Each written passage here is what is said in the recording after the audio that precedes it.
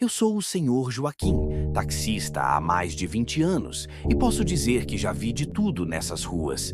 Gente de toda a sorte, de toda a classe e de toda a condição. Eu sempre soube que a noite tem algo de diferente, algo de pesado no ar, como se as sombras de fato tomassem forma, mas nunca imaginei que fosse encontrar com o próprio mal. E foi isso que aconteceu naquela noite. Às 2 horas da manhã, quando a rua estava vazia e as estrelas brilhavam com um brilho estranho. O que eu vou contar aqui é algo que nunca mais sai da minha cabeça, algo que me faz olhar para a escuridão da madrugada com muito mais respeito. E se eu contar para vocês, é porque ainda estou vivo para contar. Era uma dessas noites quentes de verão, quando o calor ainda persiste mesmo depois que o sol se põe. Eu estava voltando para a base depois de uma corrida no centro, já cansado e pensando em dormir.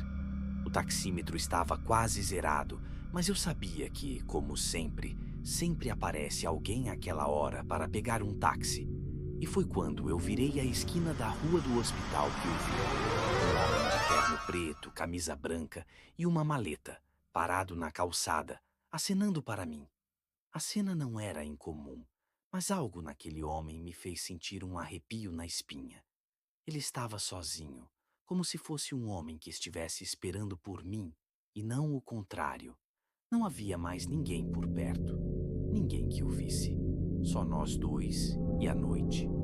Eu parei o carro e ele entrou com calma, sem pressa, sem um sorriso. A porta do táxi fez aquele som familiar ao ser fechada. Não trocamos palavras imediatamente. Apenas ele se sentou e colocou a maleta no banco ao lado, ainda sem falar nada. Eu estava cansado, então decidi puxar conversa. Para onde, amigo?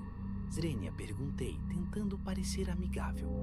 Não queria que a noite ficasse mais estranha do que já estava. O homem não respondeu de imediato. Ele apenas olhou para fora, para as ruas desertas, e então disse com uma voz suave, quase como um sussurro: "Estou indo trabalhar. É o meu turno." A frase parecia simples, mas havia algo na forma como ele disse que me fez desconfiar. Trabalhar? Aquela hora? O que um homem vestindo terno e com uma maleta fazia trabalhando àquela hora da madrugada? O que ele carregava naquela maleta?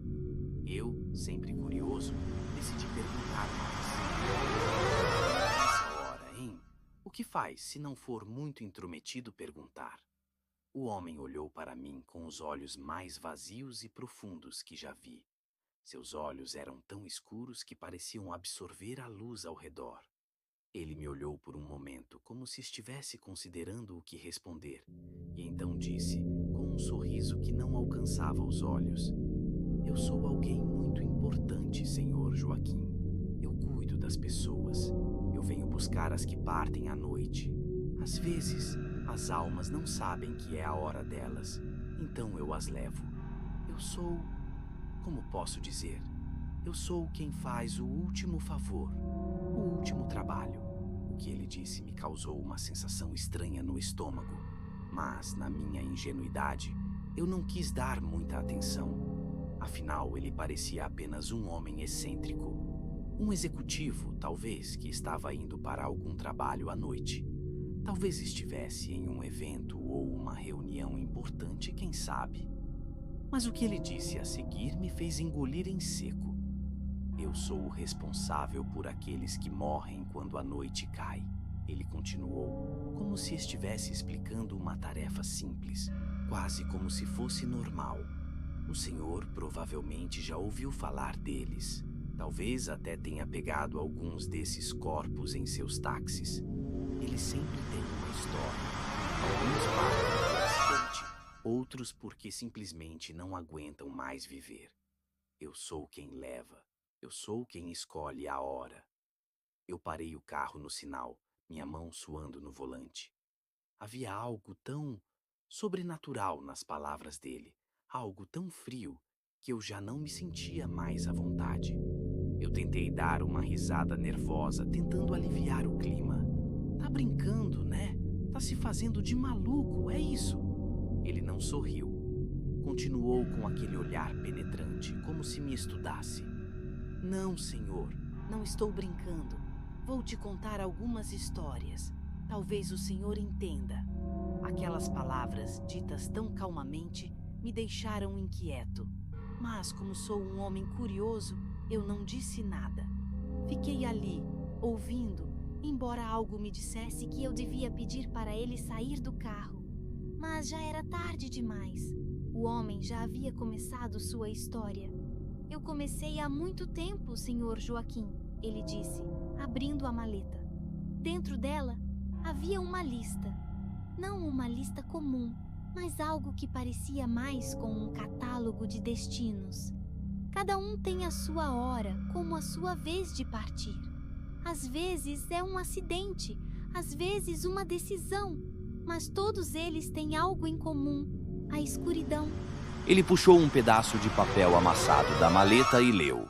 O primeiro foi o senhor Carlos, o dono da conveniência. Ele estava ali, naquela noite, comprando pão e cerveja.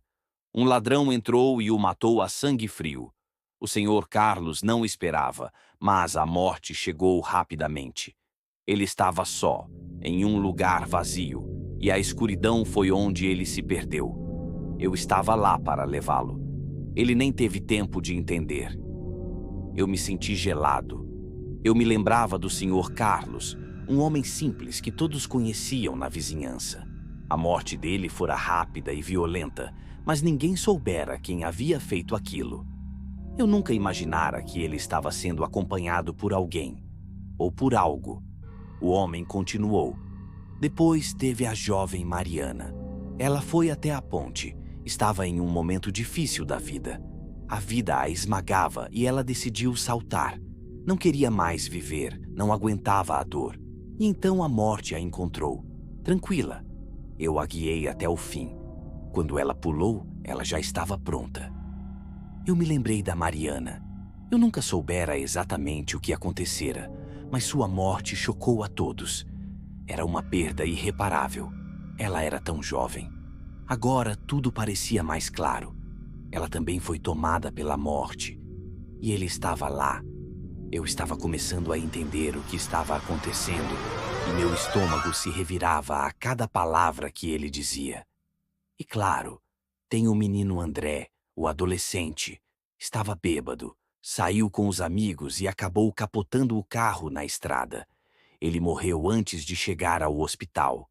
A morte não perguntou se ele estava pronto, mas ele já estava no caminho errado. Eu me sentia como se estivesse ouvindo algo muito além da minha compreensão, algo que não deveria entender. Eu nunca tinha me dado conta de quantos passageiros o homem levava, mas agora eu sabia que o número de almas que ele carregava era muito maior do que eu imaginava. O táxi passou por mais algumas ruas e ele continuou falando. A voz dele parecia mais distante agora, como se ele estivesse em outro lugar, lembrando de momentos longos e frios. Então, ele olhou para mim, sem mudar a expressão. Agora chegou a sua vez, senhor Joaquim, ele disse. Eu não sou uma figura que toma tempo. Eu apenas faço o que preciso fazer, e sua hora chegou. Meu coração parou por um instante. Aquelas palavras não estavam sendo ditas como uma ameaça, mas como uma constatação. Eu estava começando a entender quem ele era, e o medo tomou conta de mim. A sensação de frio no carro se intensificou. Mas antes que eu pudesse reagir, ele sorriu. Não um sorriso de malícia, mas um sorriso de quem faz o seu trabalho e sabe que tem controle sobre a situação. Mas, senhor Joaquim, nossa conversa foi tão boa que... Vou te dar mais um tempo. Eu não gosto de fazer isso, mas hoje você está sendo poupado. Só mais uma corrida para você. Só mais uma. Aquelas palavras me deixaram sem fôlego. Eu não sabia o que pensar.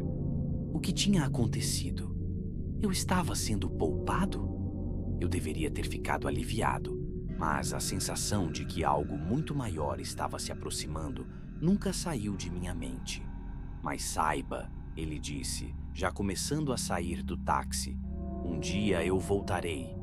Não para te levar, mas para te lembrar que o tempo que temos é muito mais curto do que imaginamos. Fique preparado. Ele fechou a porta do táxi e desapareceu nas sombras da noite. Até hoje, sempre que passo pelas ruas onde o vi, sinto aquele arrepio, aquele vazio. O homem em terno preto nunca mais apareceu para mim, mas eu sei que ele estará esperando.